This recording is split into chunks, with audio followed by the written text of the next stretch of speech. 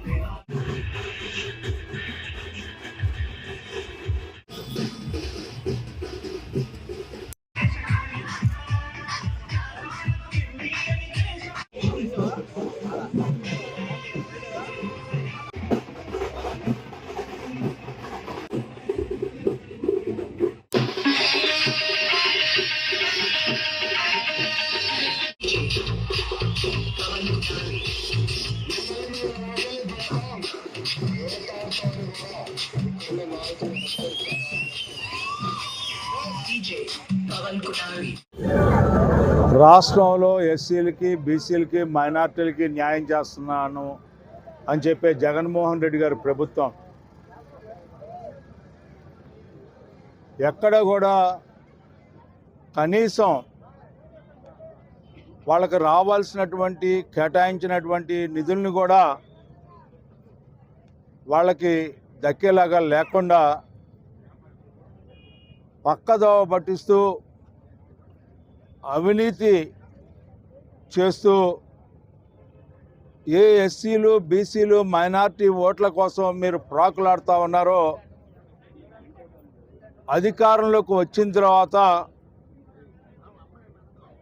అనునిత్యం కూడా ప్రతి క్షణం కూడా మోసం చేస్తున్నారు అనే దానికి అనేక నిదర్శనాలు అని చెప్పి మీకు మనవి చేస్తా ఉన్నా. నువ్వు సొంత ఇంటి సాకారం చేస్తా అన్నావు. సొంత ఇంటి కల సాకారం చేయడానికి దాదాపు 27,000 ఎకరాలని సెంటు పొలమిస్తానని 44 గజాలు మాత్రం ఇచ్చి పేదవాడి యొక్క సెంటుని అడ్డం పెట్టుకొని దాదాపు 200 కోట్లు దోచుకున్నటువంటి దుర్మార్గపు పాలన మీది కాదా అని చెప్పి నేను అడుగుతా ఉన్నా. ఉన్నవాడు కూడా కట్టుకోలేనటువంటి ఇళ్లను కట్టి వాటిని కేటాయిస్తే మొదట విడత కేటాయించిన 840 ఇళ్లనే వాటిని ఆపివేసి 3 నెలల ముందలు ఇచ్చారు అంటే ఈ ప్రభుత్వం మొండమోసిందా లేదా అని చెప్పి నేను అడుగుతా ఉన్నా.